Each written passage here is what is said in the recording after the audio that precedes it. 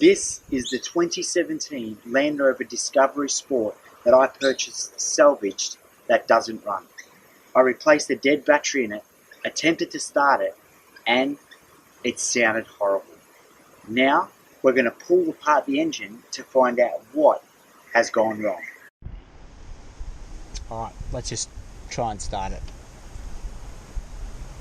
Let's hope it starts. Here it goes.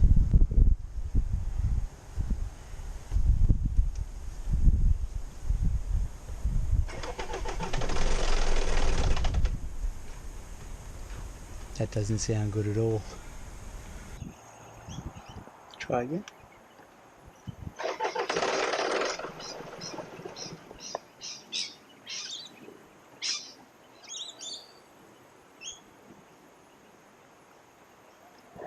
What we'll do is let's check the diesel system and make sure they haven't put AdBlue in the diesel, because that might have screwed it. Let's have a look. So I've pulled this off and it smells like diesel, and there's no crusty like AdBlue's been put in it, which is good. But when I did release it, it did a noise, which indicates that the tank's holding pressure or getting sucked in. So perhaps maybe the breather could be blocked in the tank. Maybe. I've had that happen before on my Jeep, and yeah, it ended up stalling the engine. So let's have another look.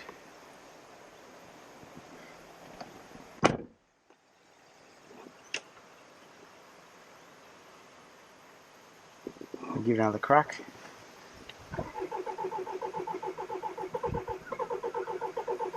Yep. So it looks like we've got an air leak in the diesel, so we're going to bleed the injectors. Now, because this motor hasn't run in a while, I was just thinking it's probably good to let the motor tick over, crank, crank, crank, crank, crank without starting. The reason for that is it primes up the system of oil, and it just builds that oil pressure up.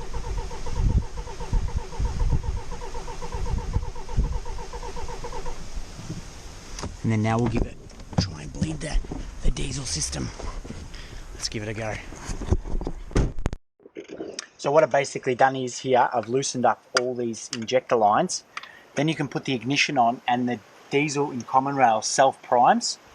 So you put the ignition on and then it starts pumping out diesel. So then now I know that we've got diesel at our injector. So I know that our fuel pump's working. So we've got diesel at the engine, at the injectors. So what we'll do is we'll try and have another go at starting it. If it doesn't start, I'll rescan it and see if that crank position sensor is faulty. If that sensor's faulty and comes up again, then that potentially is our problem. Because the motor at crank doesn't sound too bad. Doesn't sound too rattly. At the start it did, and that's because probably it's been sitting for so long, the oil's been all rushed to the bottom of the sump. And I mean, who knows how long this car's been off the road for already. So, let's have a look. Maybe it's sitting in someone's house for months, we don't know. Or you just get them back on the road. Alright, let's have a try. Alright. Come on, Land Rover. Come on, Land Rover. Come on, Land Rover.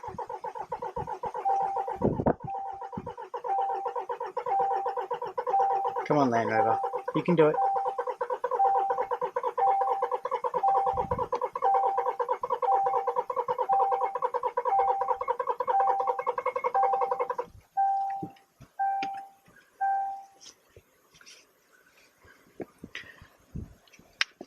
We can smell diesel, like it's trying to crank, but it could be potentially timing chains have jumped. Timing chains could be out, or it could be that sensor, crank position sensor. Let's do another rescan and we'll see. Engine control module. Still the same one, heated oxygen sensor pending. So we're back at it again, and now we're going to do, because I'm going to forget later if I don't do it now, I'm going to do a quick battery reset. So on these vehicles, after you replace the car battery, if you don't tell the computer that you've replaced the car battery, well, it sometimes won't charge the battery correctly through the smart alternator. So we just use the launch tool. We're going to put the ignition on. There we go.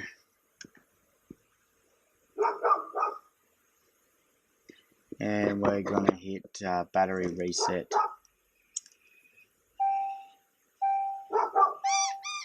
And hopefully it works alright. Hey Trojan, say hi. Cheeky boy. And we just scroll to Land Rover. Switch ignition on. It's got the VIN number.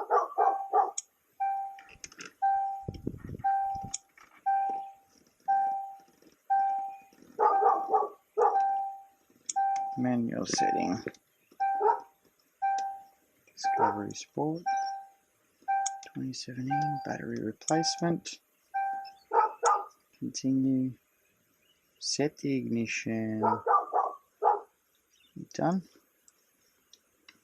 Sets the internal battery wiring. This is required with a battery replacement. Okay.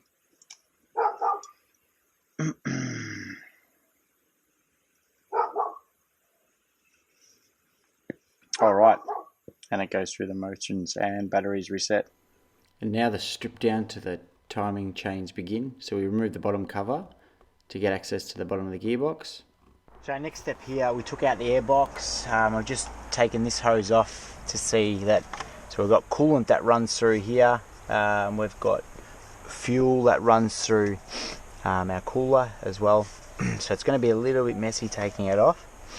So we're just going to try and do this the quickest way, but the less messy way as well. So we're trying to get access down into the top of the chain, and you can see that it's a bit of a pain to get to, but there is so much oil down there leaking from the case in there, the top timing cover. So we've got new gaskets, new chain, everything to go on. But let's pull it apart first. Let's have a look and see what's going on with it. A bit of an update. So we've got our throttle intake pipe off. We've moved our fuel cooler off to the side, disconnected our fuel lines. Now we're currently attacking our EGR. So what I've done is I've just blocked off the pipes, unbolted it from the back, unbolted it here, and we're just going to simply move it out of the way, bring it to this side just so we can access that, just to have a quick sneak preview of what we're up against, what we're looking at, and then we may even eventually pull off the rocker cover, check our valves, make sure we've got no broken rockers. This is known to be an interference motor as well, so we're just keeping to unwrap this Kinder Surprise and see what we find. Alright, so we've got our EGR pipe off. It's pretty gnarly. That's always the case with them. It's fairly filthy in there. My concern is down in there, look at that oil. Not too crush hot. But anyway, it gives us, I'll worry about that later, gives us access now to the cover. So all these bolts here need to come off to get to that. Let's get to it.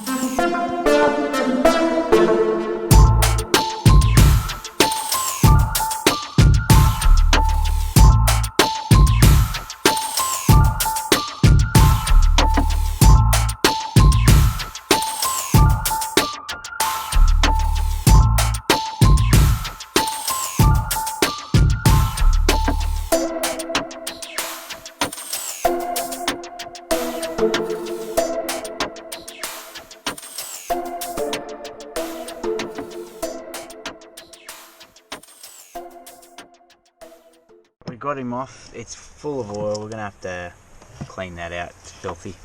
Now we're gonna get this guy out of the way. couple more down here to get off. One here. One more there too. That'll come off. And let's get to that. Alright, we've got this bracket off now. Thank goodness. That's out. Chuck that over here temporarily. And now that's going to give us access to that plate. And then I think we're going to have a quick look and then probably call it a night for tonight. And that'll do us. So now we have access to the upper timing case cover to remove it and inspect to see if the engine actually is in correct timing.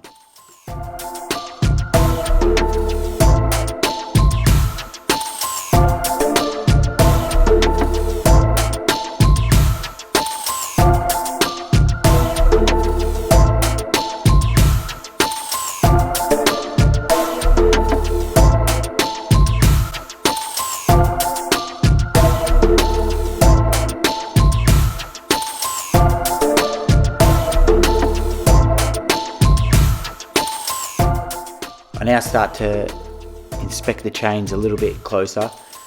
As I'm looking at the chains, I'm trying to look for anything that's noticeable that's damaged, but now I start to suspect this tensioner. As I'm looking at this tensioner, I notice that it's facing towards the bottom of the engine instead of coming straight out.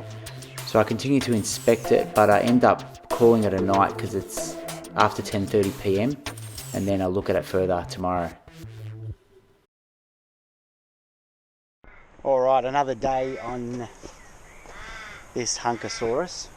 So, late last night we were working, stripping down this side, and I'm going to pull all the wiring loom out the way. So, I have the camshafts on TDC, and how I know that is because this line here should be 12 o'clock. Then we've got this dowel pin, you can see that little bump there.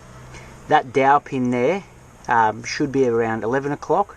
And it's also got a dot right in the middle. So I know they're at TDC. I don't really like that tensioner on that angle, but that's alright. I've got a new timing chain kit anyway. I have also got the locking tool mechanism, so put that there. This locks the cams. That locks in both the cams, so it goes behind the chain and tucks in there. But this is what I found. So when that's in position, I've got the wheel off on this side, and this is what I've found. Birds are a bit noisy. So we've got the harmonic balancer. It's got a line here. I'm assuming it might have to be maybe 6 o'clock or something, but this should be facing up. That locks in like that. This hole and this hole should be aligned, and that hole and this hole should be aligned. So if I slip that back, obviously the little legs and those legs don't line up, which indicates to me that this has jumped a few teeth on the timing chain. So it means we're going to have to pull K-frame out, steering rack off, lower control arms off, drop the K-frame, drop the gearbox, and see what's going on with the chain. But before I do all that, because the motor's going to be swinging from, you have no engine mount to hold it, I'm going to pull the whole top of the rocker cover apart and check, because I have seen that these can break rocker arms. And I'm hoping that if it has made contact with the valves, it has broken the rocker arms and not bent valves. If it's bent valves, I'm going to be annoyed. But anyway, that's alright. Let's carry on. Let's pull apart this top section. The PCV off.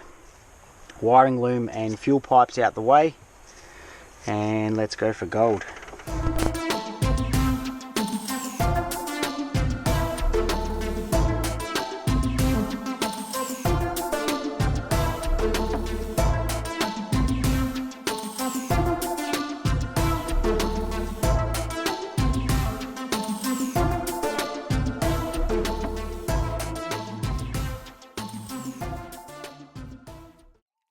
So we're starting to pull off the guides and tensioners. So I've pulled out that tensioner. So now we've got slack here because I'm going to pull off the cam box. And this was out all the way, so indicates the chain's probably stretched that bad. And then our guide's fallen down here. This guide sits like that.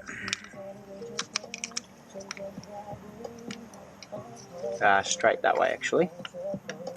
And there was a little guide pin down the bottom. I was able to slide that off. And then they're genuine parts, Jaguar Land Rover. So, could be maybe it's second timing chain, because there's supposed to be foam on the top of the gearbox, but none's there. So, could be second chain, but at least it's done by Land Rover and Jaguar. Managed to get the chain off. Locked it onto there just to hold so it doesn't fall down, and then now we can pull this cam box off and see what has happened up in the top. Curious to see, but these wiring is a nightmare. I got to get it out of the way. Cool, stay tuned. So now we have everything out of the way and we're ready for lift off. And as you can see, lifting off this cam box, it was so fiddly. There was so many wires in the way, fuel lines in the way as well, and just trying to dodge all this traffic with the weight of the cam box in your hands wasn't easy. But once we managed to get it up and out, when we looked at the cam rockers, or the rocker arms, we were very surprised. Finally, we get a win as I see all the rocker arms all intact, nothing broken. I was stoked. And another good thing was inspecting inside this cam box, I noticed that everything was clean. So looks like the motor had its regular intervals of oil changes, which was another win. You got to take the wins when you get them. And we'll take the wins all day long if we can. So now I'm giving the valves a good check over, checking heights, seeing if I notice anything abnormal or any physical damage done to them. If I see any valves that are maybe cockeyed to one side, but everything I'm seeing seems to be quite good. So I'm pretty stoked at this stage. So now after inspecting all the cam box, the valves, valve springs, rocker arms, and finding no physical damage, I'm starting to get a little bit excited because there is slight hope at the end of the tunnel. But our next stage is pulling the gearbox and the K-frame out and then replacing all the chains. But this part is not what I'm looking forward to. Well, thank you so much for watching, guys. Please give us a thumbs up if you enjoyed this video. And if you haven't already done so, now's a really good time to click that subscribe button down below so you don't miss any of this content that's going to be uploaded very soon as you follow me on this repair of this Land Rover Discovery Sport. Thanks, guys, and we'll see you on the next one.